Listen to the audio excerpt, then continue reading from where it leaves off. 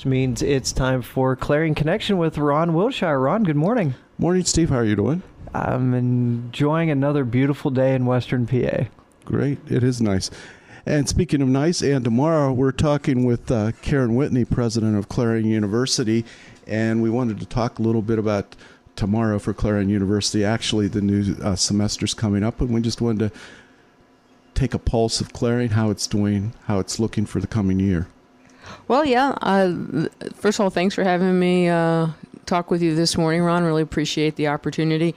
This fall semester starts August 27th, and we're looking forward to this. Our students coming back to campus. Although many of our students have been continuing to learn with us online over the summer, taking many of their courses online via the internet, but they'll be coming back en masse. Probably about a week preceding the 27th, you'll see them coming more and more onto campus, and no doubt we'll all experience their cars in the community and walking around Main Street. So I'm really, as the weather gets cooler every night, at some point our students come back. So I'm really looking forward to it.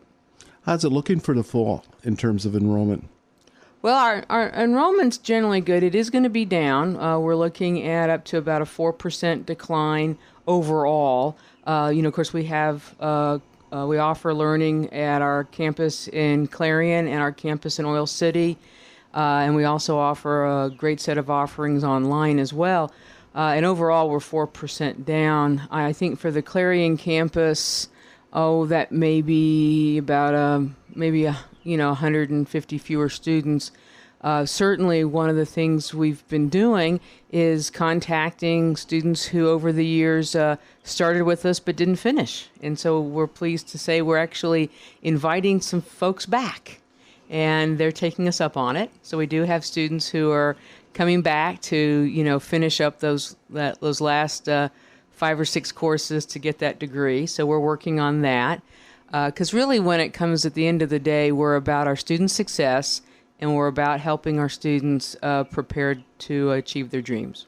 Is there any speculation on why enrollment's dropped? I think that's the second year in a row.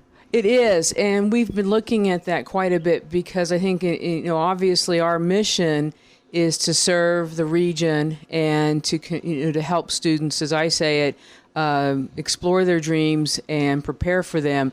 So really the enrollment and graduation of students and increasing the number of folks in the region with post-high school credentials are a primary mission of ours. A couple of things that are contributing to the decline. First, let me say it's across the state. I believe you're probably going to see of the 14 PASHE universities, I believe 12 of them will post declines in enrollment. I can't speak for other universities, but at Clarion, we are looking at a decline based on a drop in students' interests in pursuing teacher credentials, careers and fields in teaching, which I think you can understand given the fact that over the last 2 years, there have been significant layoffs of teachers throughout the state. And I think high school kids are looking around and saying, hey, maybe there might not be a job for me or things like that. So what we're doing, instead of saying, hey, if you want to make a difference in the lives of kids and work with children, what are other fields and professions besides K through 12 teaching that you might want to consider? So we don't want people to not dream and really live their dreams, but we're looking at other credentials and other fields that may have the employment potential. Now, to be clear, I really think that this drop in availability of employment for teachers is cyclical, and it will come back up. But I understand that if you're in high school now and you see the layoffs or your own district has reduced hires, that you might not be as excited as you would have been. And that's exactly where we're seeing. So probably our number one area is in teacher ed, but I do believe that that's a temporary cycle kind of thing. I think also for some folks, they may be going to community college before coming to Clarion. That's the feedback we're getting. I think also there's a sense about, let me save my money. Let me work after high school, save my money, take a little break, and then go to college. With the demographics in the past showing a terrific drop in just the population of traditional college-age students in Western Pennsylvania particularly, in some ways wasn't it projected for an enrollment decline? Yeah, I think so. I think the items I've mentioned have just kind of added on to that. But you're right. Pennsylvania itself is what's called an aging state, that we've, because of the birth rate or people moving to the state, we've got, those of us who get older every year are outpacing the younger ones. We don't have as many new folks coming in, whether born here or coming here. And you're right, probably for about the next 5 years, you're going to see a down cycle on the demographics. And you can see that by how busy the different grades are in K through 12. Like I know in a lot of the schools, kindergarten, first grades right now are actually really full, but the high school grades aren't. So that ultimately becomes a pipeline. Because of that, but also if you notice, again, our first mission is in working with the entire community to come to know their dreams and realize them. What you'll be seeing from Clarion is more of an effort to look at adult students coming to Clarion. Maybe people who started college somewhere and who've moved to the area, and the idea that we want to be a place that they could think of us to finish that college degree they never got. Or if somebody went into the military or started working and they're now in their late 20s or 30s and they're like going, wow, I could really go farther in the work I love to do, or I could do something I'd love to do with a college degree. We want to be that place.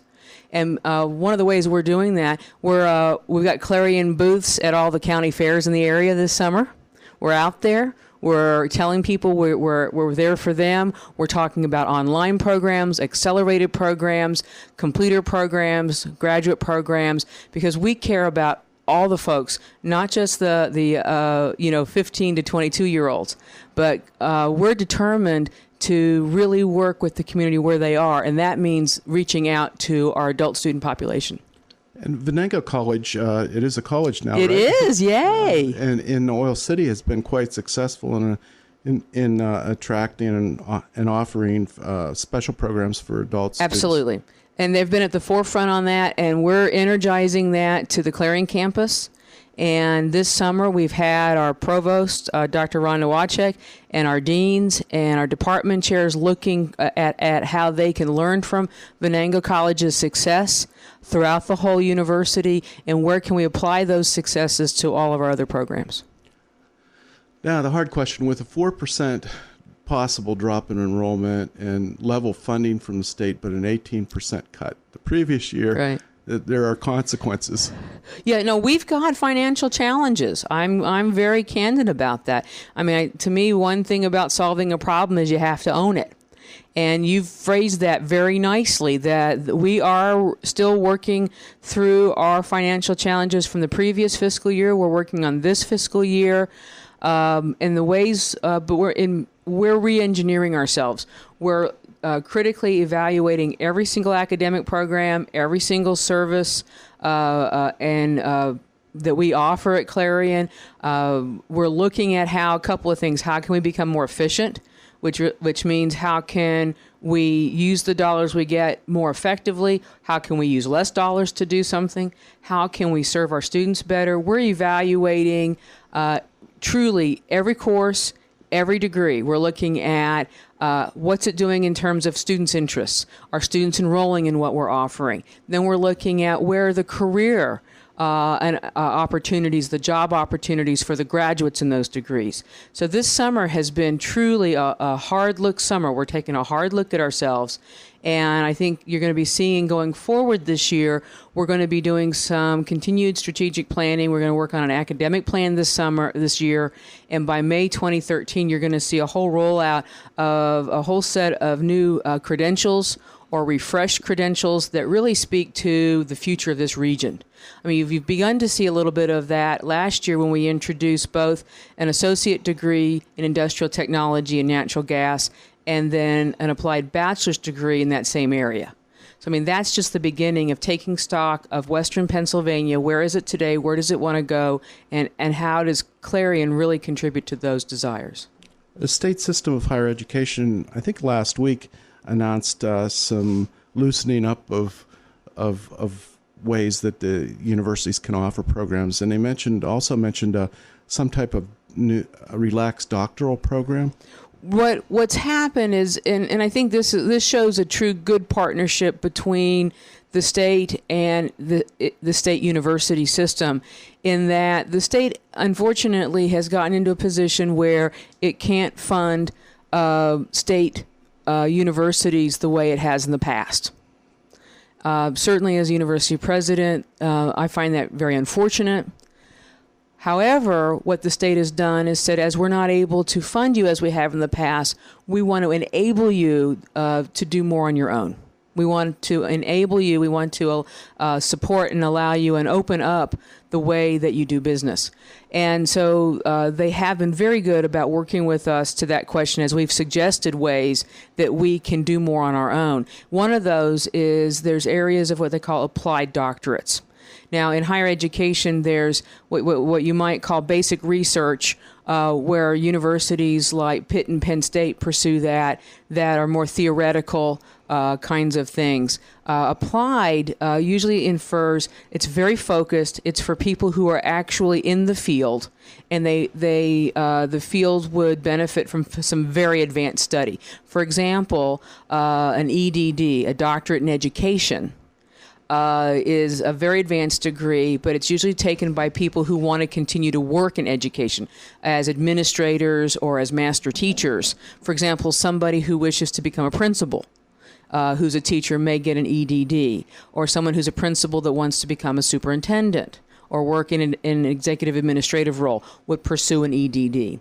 In nursing, for example, you've got maybe somebody with a master's in nursing who wants to become the head nurse at a hospital, the clinical director of nursing. Well, there's something called a doctorate of nursing practice, or a DNP.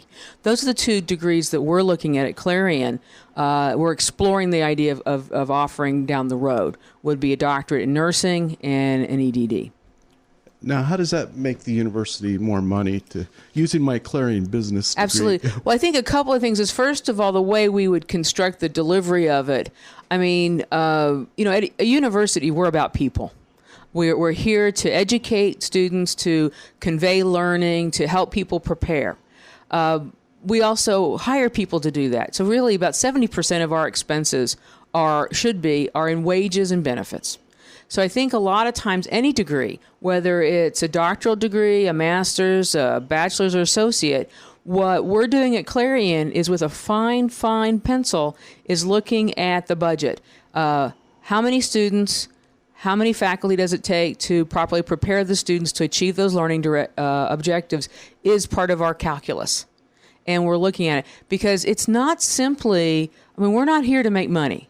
We're not here to have a balanced budget. We're here to work with our students effectively so that they can meet certain learning objectives to prepare for the work that they want to do.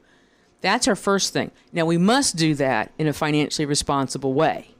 So I think the first thing is, how can we offer any credential that's responsible, but do it in a financially sustainable manner?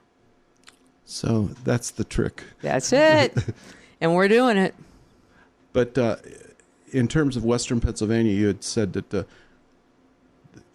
it sounded like the primary need, though, is special associate programs and it really runs the gambit, Ron. We this area is really still so screaming for education. So it's everything from GED, a one-year college certificate, an associate degree, the bachelor's, and the master's. It really runs the gambit. Well, thank you. We're going to take a break, but we'll be back. All right, on thanks. Clarion Connection. The annual camp meeting at Cherry Run Camp will be held from Saturday, July 28th to Sunday, August 5th. This marks the 150th anniversary of the camp meeting, and the public is welcome to attend. The camp offers something for all ages: youth programs, Bible studies, and nightly worship services. Guest evangelists Reverend Jim Hosey, Reverend Gerald Ridd, and Reverend Roy Gearhart. Missionaries from Budapest, John and Corrine Long, and song evangelist Dale Groover. For more information about Cherry Run Camp, go to cherryruncamp.org or call 437-5857.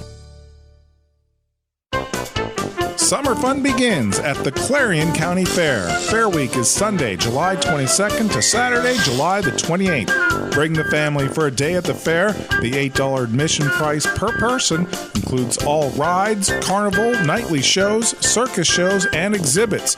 On Saturday, July 28th, the last day of the fair, enjoy the antique tractor show and pull at 10 a.m. and the roaring action of the Full Pull Productions truck and tractor pulls starting at 7 in the grandstand. This message brought to you by Clarion County Community Bank, Haas Ricker Insurance, Clarion University, Veolia, Culligan of Brookville, Jefferson Paving, Earthworks, the Laurel Eye Clinic, Tom Sales and Service, and by Phases. For more information about the 2012 Clarion County Fair, keep it tuned to C93 FM or go to ClarionCountyFair.com, and we'll see you at the Clarion County Fair. Excuse the mess, but the deals are hot at FL Crooks & Company during the remodeling sale. All summer women's sportswear and dresses are reduced up to 65% off. Large group of men Levi's, 50% off during the big remodeling sale at FL Crooks & Company in downtown Clarion. I'm not a morning person. Understatement of the year. I hit snooze at least 4 times before I'm halfway conscious. And even then, he's slow. But I still get a good breakfast. McDonald's has tons of items, several made with crispy bacon and some with fluffy eggs that are hot and freshly prepared for me when I get there, so I can get on my way quickly. It's like they're the official sponsor of the Morning Impaired. Here's a deal that'll get you moving. Now get 2 classic melt-in-your-mouth Egg McMuffin sandwiches for $3. That's right, just $3. Prices and participation may vary. Limited time only. Price of single item listed on menu board. Guys, the unthinkable has happened. I was in McDonald's and suddenly I saw it. Chicken McNuggets. 20 of them for only $4.99. I thought I loved them before, but I didn't know what love was. What did I do to deserve this? Just when you thought you couldn't love them anymore, McDonald's has 20 pieces of crispy, juicy Chicken McNuggets for only $4.99. Just one of the delicious favorites like the chicken snack wrap, double cheeseburger, and medium iced coffee on the extra value menu. The simple joy of more to love. Prices and participation may vary. Now at the Home Depot, Behr Premium Plus Ultra with advanced stain blocking starts at just $31.98 a gallon. The #1 paint and primer in one just got better. Each coat works 3 times harder, priming, covering, and blocking stains on even tough surfaces. Roll on rich color in less time with Behr Ultra now with stain blocking starting at just $31.98. More saving, more doing. That's the power of the Home Depot. U.S. only. See store for details. Welcome back to Clarion Connection. I'm Ron Wilshire, and my guest today is Karen Whitney, president of Clarion University. We've been talking a lot about Clarion University as it faces budget concerns, but I wanted to shift gears here and throw out the obligatory Penn State question in terms of just asking if there's any reaction. I know during the semester you had some sessions on it can't happen here. First of all, I'm very sad. My first reaction to the ongoing Penn State story, because this has been ongoing for many, many, many months, and I dare say it's not over yet, I'm very sad. I'm very sad first for the victims, the children. I'm sad for the students and the alumni of Penn State who love Penn State, and actually who should continue to love Penn State. I also will say that this reminds me, I knew this, but this reminds me that a university is an institution. And our institutions in our society should always be more than about one person. They're created by more than one person. They're about more than one person, or 4 people, or a set number. It is the collective. It is in Penn State's case, it's probably the hundreds of thousands of alumni and students and faculty and staff and friends of that great university. That's the institution. And right now I feel sad for the institution. My philosophy is that all of us as educators, need to be vigilant. We need to be always aware and involved in how we're treating each other and the students and children that we serve. Nobody is exempt from being affected by the evil deeds of others. Nobody is. And that's why I take this notion of vigilance and being conscientious and working to be ethical and work with integrity every day. Great. Wise advice and a good approach. I wanted to talk a little bit about an article in the Pittsburgh Tribune Review, and actually same thing's been in the Post-Gazette, talking about there's a real concern about the debt loads of colleges across Pennsylvania. Some colleges have gotten into, it's really an arms war building the next biggest, best student rec center or residence hall. Well, in higher ed for, I want to say, I've been in higher ed 30 years, and that makes me feel old just to say it. And for most of that time, many universities throughout this country have often felt, university leaders have often felt that there was a relationship between enrollment, reputation, and the quality and approach toward building and facilities. And the research has shown that particularly in the recruitment stage of new students, the built environment, the buildings, the landscaping, the physical environment often has influenced students' interests in the university. So on one hand, I could easily criticize individual universities for making certain decisions about what the heck were you thinking when you built that crazy building, number one. But I also know the research has been clear that many universities have been rewarded by increased student enrollment and attracting students to the institution because of the built environment. So I want to say it's connected. At Clarion, I'm very thankful. I think through the great leadership of my predecessors, Joe Grunewald and Diane Reinhardt, Clarion has taken a very modest approach. We have the lowest, if not one of the lowest debts of the institution, of all the PASHE schools. And again, to explain it, what you're talking about is basically a mortgage. Most folks, individuals, have a mortgage on their home, and that's their debt. Well, universities have the same kind of thing, and they'll call it debt service. It's when you borrow a ton of money to build a building that you don't have the cash for on hand. And those buildings can be residence halls, housing for the students. They can be recreation facilities, performance facilities. They can also be academic buildings, science and tech buildings, or business buildings, or education buildings. It runs the gambit. Clarion has taken an extremely modest approach toward and very thoughtful about to what extent will we incur debt and in what way. The result of that is we have a modest campus. We have relatively a balanced portfolio of older buildings and newer buildings. We've only recently built the suites on campus. We are looking at tearing down Nair and Wilkinson, but we're being very thoughtful on what we replace it with. And we're actually probably going to replace it with fewer beds than we have right now. And we're also looking at a creative or mixed approach in housing, between offering housing, but in the project also offering instructional space. The idea that our spaces will do double, triple duty, that they'll do a lot of different things to make those dollars stretch. We won't be building audacious buildings at Clarion. We won't be building the types that make the paper, that are splashy, and because that's not Clarion.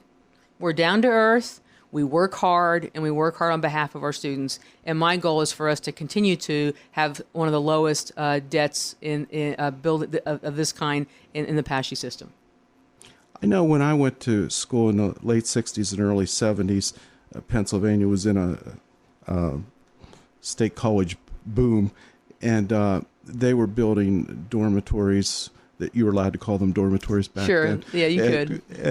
Not now, though. No, not now. They're residence halls. That's right. See, they cost more, though, when they're called residence halls. They do. You're right. You caught us. Yeah. But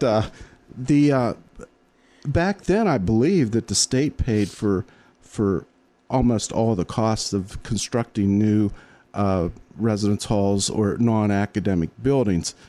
That's shifted with, declining revenue, that now the university is responsible for non-academic buildings. Yeah, I mean, really the kind of an easy way I would explain it, and it certainly can be deeper, more complex, is really since about the 1950s, there's been a shifting in the state funds from helping and supporting younger people to helping and supporting older citizens.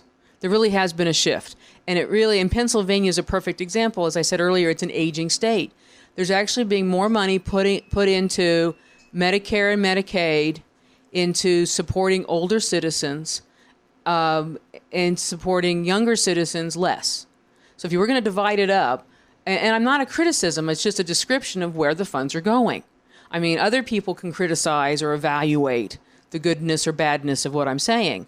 But absolutely, since particularly the early 70s, there has been a constant decline in states' funding of the running of state universities in this state.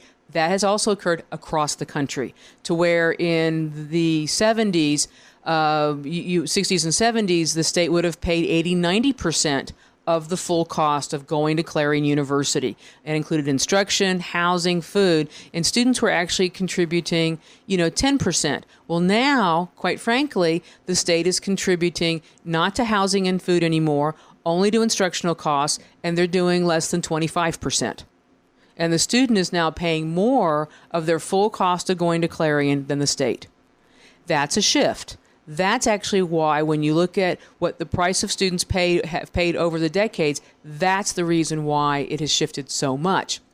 Again, I'm not criticizing the state. I'm describing it and trying to give an explanation on why, a student is paying what they are today, and their parents say, well, no, I didn't pay nearly that much when I went to school, and that's more than the rate of inflation. If you take inflation plus the state's defunding, that accounts for the change. That explains it.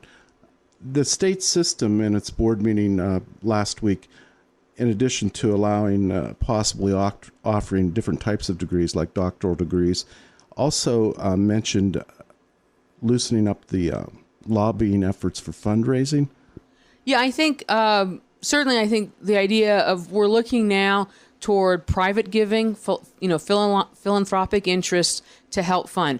At Clarion, our greatest need, and I hope everybody is listening, is we need scholarships for our students. Our students are good, hardworking students, and many of them are first-generation college students, and they are being so courageous to come to college and be the first one, and these costs can really be challenging for them.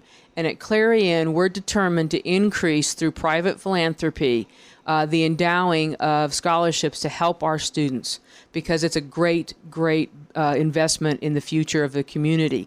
And the state, again, as I was saying, what's in partnership with us is saying, okay, we're not in a position where we can continue to give you more state money.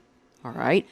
What can we do? Well, in this case, let's go ahead and allow basically, everyone at the university can now actively pursue private philanthropic dollars to help the university.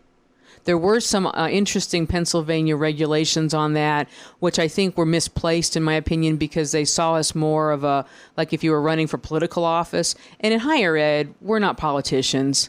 For example, I don't lobby when I go to Harrisburg. I educate. I'm not a politician. I have the honor of running a university. That's not political. It's not partisan. I mean, we're here to work with all of our citizens in every way.